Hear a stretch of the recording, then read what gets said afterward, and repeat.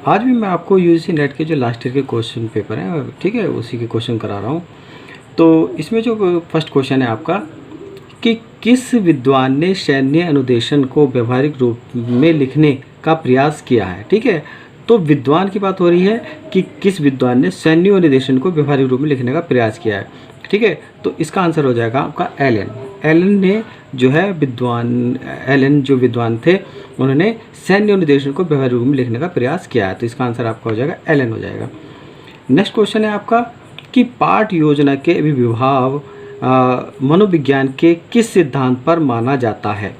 तो पाठ योजना में जो मनोविज्ञान के सिद्धांत जो माने जाते हैं वो गेस्टलॉट सिद्धांत के पर माने जाते हैं। तो इसका आंसर आपका हो जाएगा गेस्टलॉट, ठीक है। नेक्स्ट क्वेश्चन है कि पुनर्वलन कौशल का उपयोग होता है। तो पुनर्वलन कौशल का उपयोग होता है शिक्षण अग्रसरण हेतु भी होता है, प्रोत्साहन हेतु भी होता है और अधिगम को रुचिकर बनाने हेतु भी होता है। तो इसका आंसर जो हो जाएगा उपरोक्त सभी हो जाएगा, ठीक है। नेक्स्ट क्वेश्चन है कि प्रस्तुत कथन पर विचार कीजिए जिसमें दो तर्क फर्स्ट एंड सेकंड हैं। कथन क्या दिया है कि भारत में एक सशक्त और सुदृढ़ लोकपाल होना चाहिए, ठीक है। तर्क दिया है, फर्स्ट तर्क है हाँ, यह नौकरशाही में भ्रष्टाचार को समाप्त करने में महत्वपूर्ण भूमिका निभाएगा, ठीक है। और सेकंड तर्क है नहीं, यह ईमानदार अधिकारियों को त्वरित निर्णय लेने में प्रोत्साहित करेगा। तो इसका मतलब आपका जो है तर्क जो फर्स्ट आपका सही है कि हाँ, एक नौकरशाही में भ्रष्टाचार को समाप्त करने में महत्वपूर्ण भूमिका कौन, सुदृढ़ लोकपाल निभाएगा। तो इसका आंसर जो हो जाएगा वो फर्स्ट हो जाएगा, ठीक है। नेक्स्ट क्वेश्चन है आपका कि निम्नलिखित में से किस विश्वविद्यालय ने मेटा विश्वविद्यालय की अवधारणा को अपनाया है, ठीक है। तो इसके लिए मैं आपको बता दूं कि मानव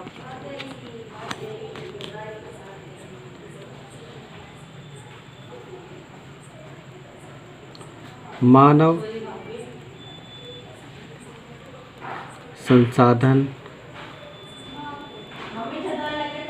मंत्रालय ने, ठीक है। तो मानव संसाधन मंत्रालय ने दिल्ली विश्वविद्यालय,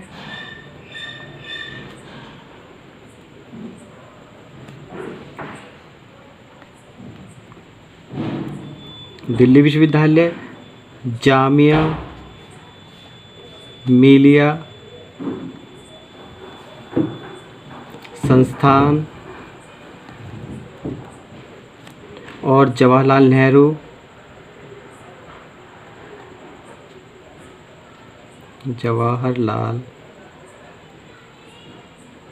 नेहरू विश्वविद्यालय, ठीक है। और भारतीय प्रौद्योगिकी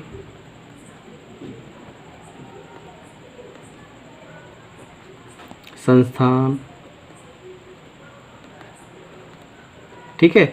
इन संस्थानों को में जो मेटा विश्वविद्यालय की अवधारणा को अपनाया गया था, ठीक है।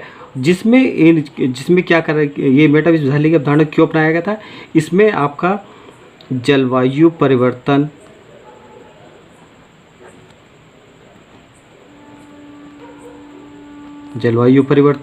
जन स्वास्थ्य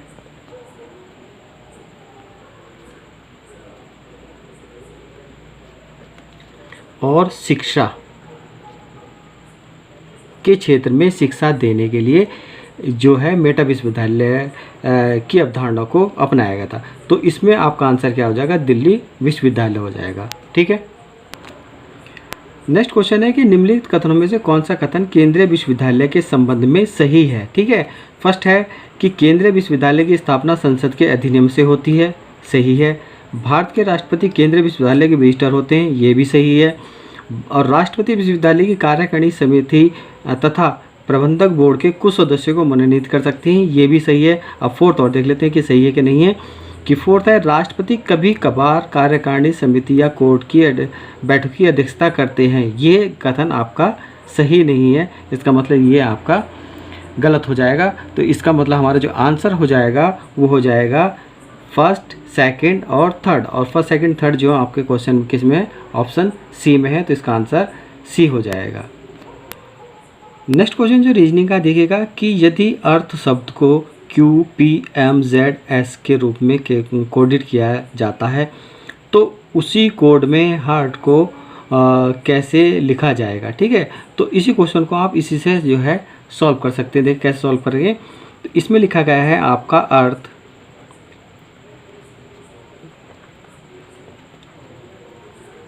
अर्थ, ठीक है, और अर्थ का जो कोड दिया गया है वो दिया गया है Q P M Z S दिया गया है। ठीक है, हमें लिखना है, जो हार्ट लिखना है HEART,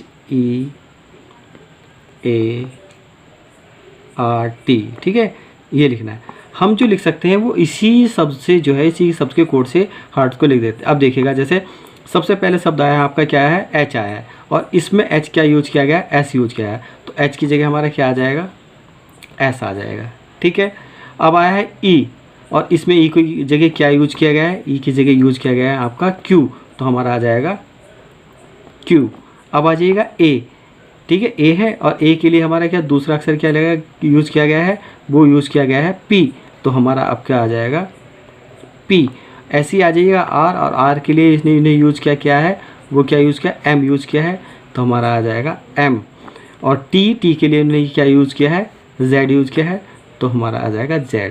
ठीक है, देखिएगा इसी जो शब्द के इसी कोड से जो है हमारा हर्ट्ज की जो कोड मिल जाएगा। तो इसका आंसर हमारा कौन सा हो जाएगा, ये हो जाएगा SQPMZ, तो इसका आंसर हो जाएगा हमारा C आंसर हो जाएगा।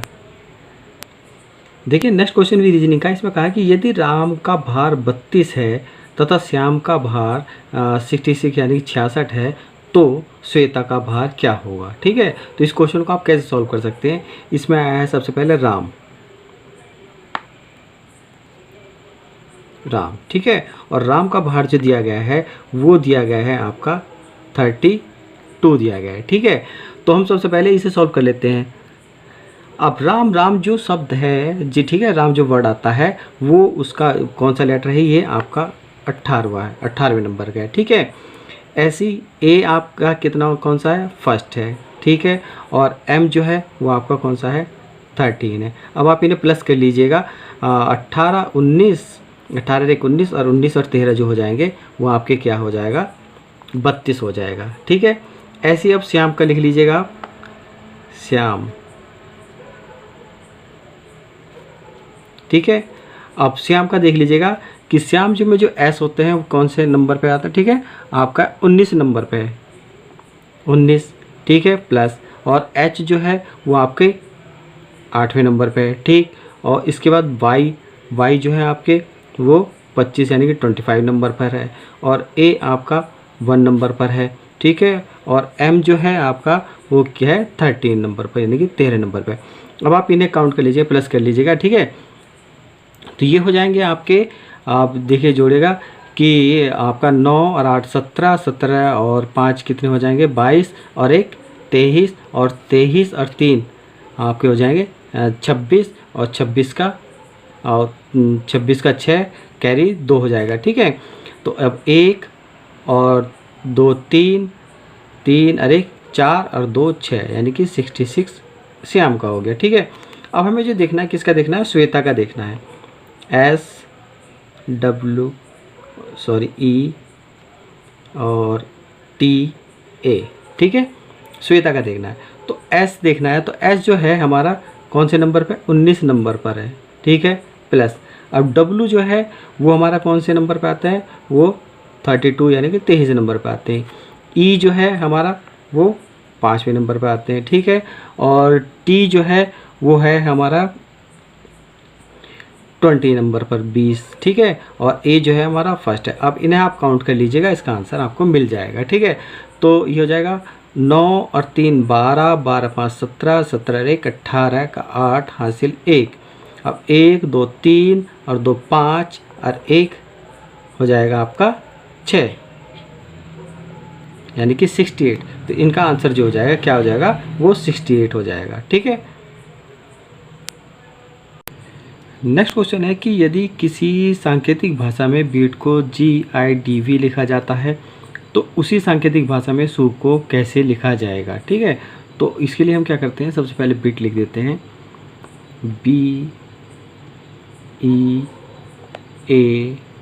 बीट। ठीक है, अब इसमें जो बीट के जो सांकेतिक कोड लिखा गया है वो लिखा गया है आपका GIDV,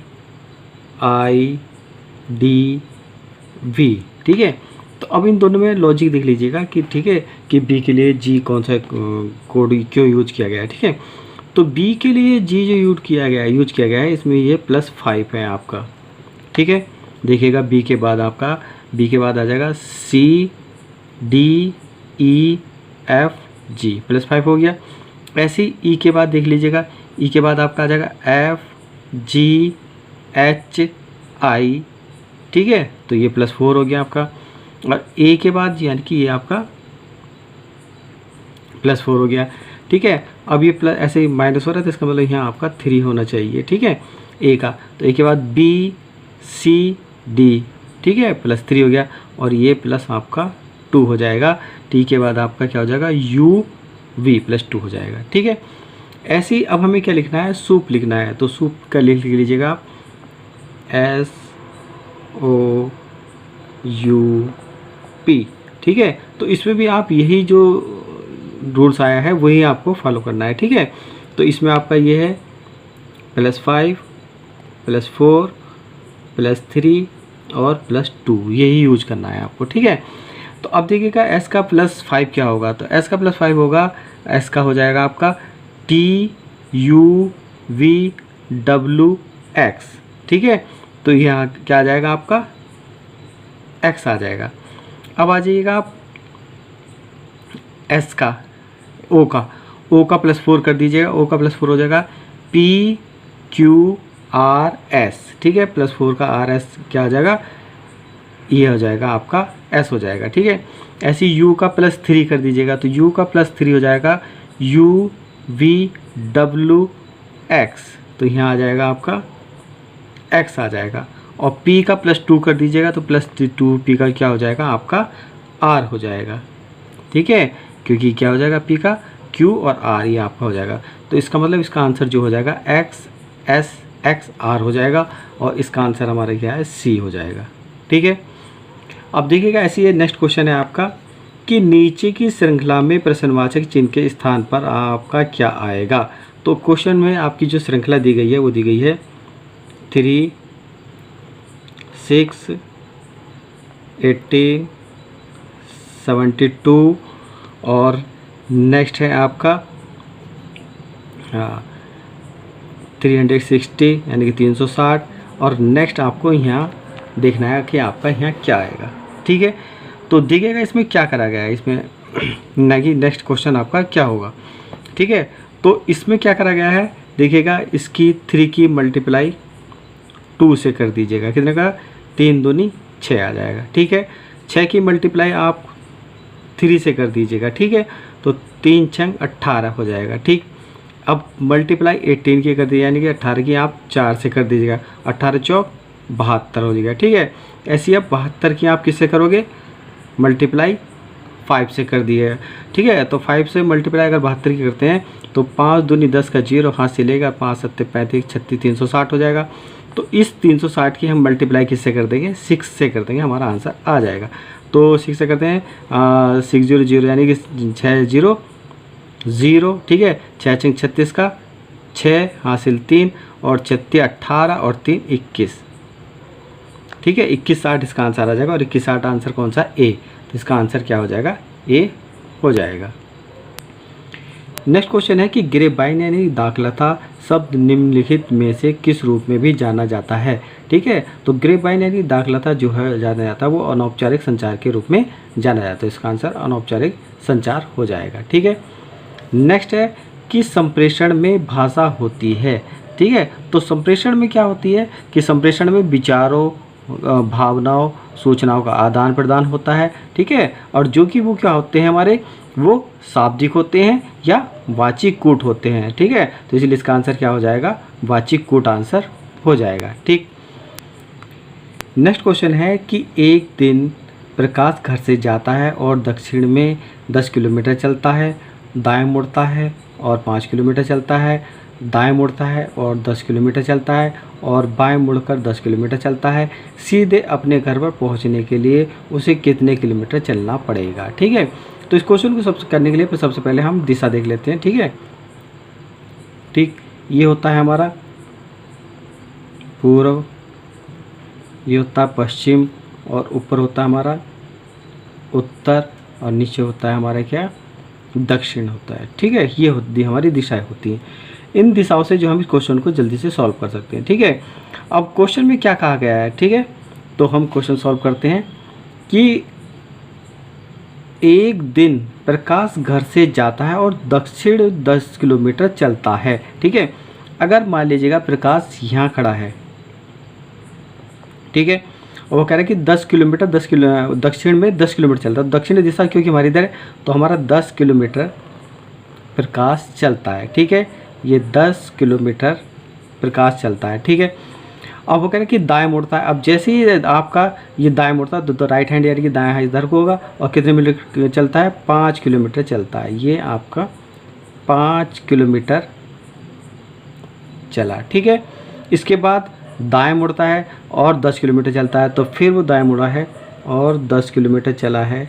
ये आपका 10 किलोमीटर, ठीक है, ये 10 किलोमीटर चला है। ठीक, और 10 किलोमीटर चलता है, फिर बाएं मुड़कर 10 किलोमीटर चलता है। ठीक है, अब बाएं मुड़ा है तो ठीक है, और 10 किलोमीटर फिर चला है। ये आपका 10 किलोमीटर फिर चला है, वो 10 किलोमीटर चला है। अब क्वेश्चन में क्या आ गया कि सीधे अपने घर पर पहुंचने के लिए उसे कितने किलोमीटर चलना पड़ेगा।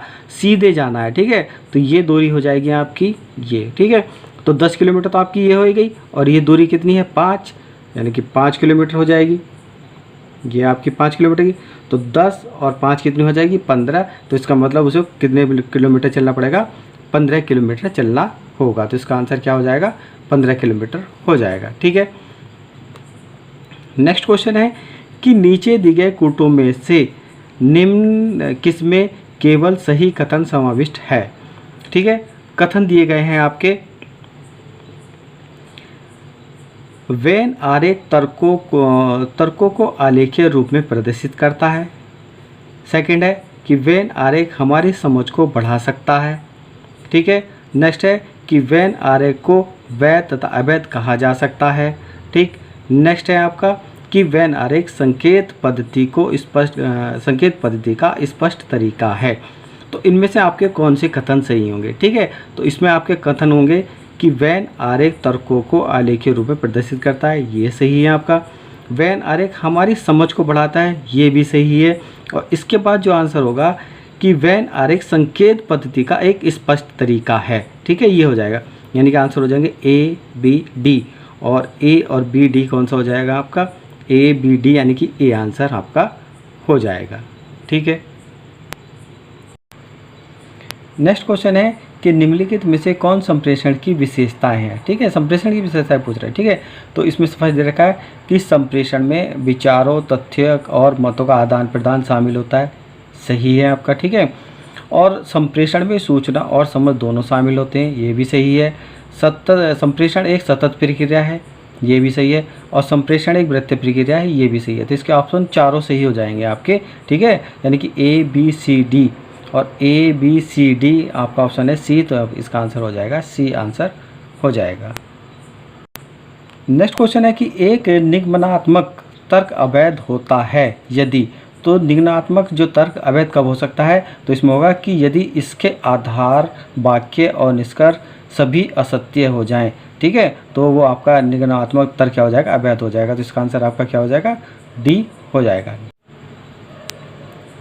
नेक्स्ट क्वेश्चन है कि निम्नलिखित में से कौन सा लैन का प्रकार है। ठीक है, तो लैन क्या होता है, लैन होता है लोकल एरिया नेटवर्क होता है। ठीक है, लोकल एरिया नेटवर्क क्या होता है कि इससे क्या होता है कि आपके जो घरों में या ऑफिसों में या डिपार्टमेंट या बड़ी बड़ी इमारतों में क्या होता है, इसमें जो हमारे जो नेटवर्क को क्या एक केबल से जोड़े रखता है। ठीक है, तो इसमें जो आपका ये इथरनेट, टोकन रिंग और FDDI ये सभी जो हैं आपके लैन के प्रकार होते हैं। तो इसका आंसर आपका डी हो जाएगा। नेक्स्ट क्वेश्चन है कि निम्नलिखित कथनों में से कौन सा कथन सही है। ठीक है, तो इसमें कथन दिए गए हैं। इसमें सबसे पहले कथन दिया है आपका कि स्मार्ट कार्डों का प्रचलन प्रणाली की आवश्यकता नहीं है। ठीक है, तो आप स्मार्ट कार्ड के प्रचालन की प्रणाली की आवश्यकता नहीं है, इसका मतलब ये आपका गलत हो जाएगा। ठीक है, इसके बाद है कि स्मार्ट कार्ड तथा पीसी किसी प्रकार का प्रचालन प्रणाली का प्रयोग करते हैं, ये भी आपका गलत है। ठीक है, इसके बाद आता है COS एक स्मार्ट कार्ड प्रचालन प्रणाली है। ठीक है, ये आपका ऑप्शन सही है। COS क्या होता है? C फॉर होता है कार्ड, O फॉर ऑपरेटिंग और S फॉर सिस्टम, यानी कि कार्ड ऑपरेटिंग सिस्टम जो होता है वो एक स्मार्ट कार्ड प्रचालन प्रणाली होती है। ठीक है, तो इसका मतलब ये आंसर इसका क्या हो जाएगा? C हो जाएगा। नेक्स्ट क्वेश्चन है कि गंगा कार्य योजना प्रारंभ की गई थी। ठीक है, तो इसका आंसर आपका 1986 हो जाएगा। अभी 1986 कैसे होगा आंसर मैं आपको बता देता हूँ। ठीक है, कि भारत सरकार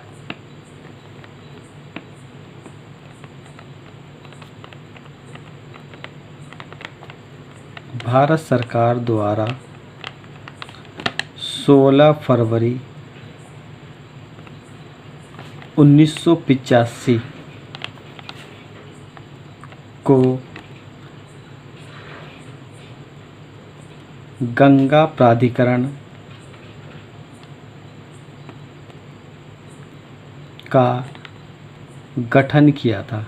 ठीक है, तो भारत सरकार ने 16 फरवरी 1985 को गंगा प्राधिकरण का गठन किया था और 14 जून 1986 को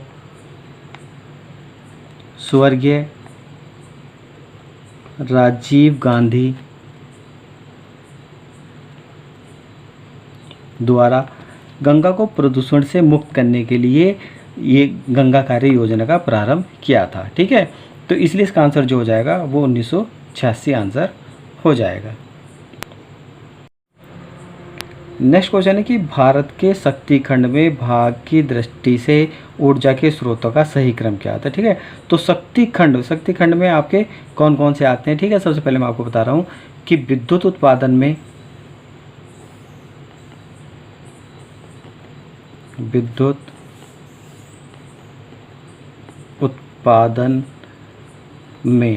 ठीक है, विद्युत उत्पादन में जो होता है आपका तापीय विद्युत।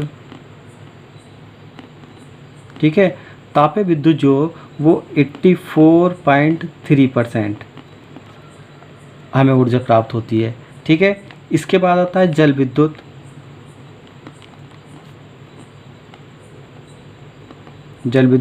ठीक है, और जल विद्युत से जो है वो 13.4% हमें ऊर्जा प्राप्त होती है। इसके बाद आती है परमाणु ऊर्जा।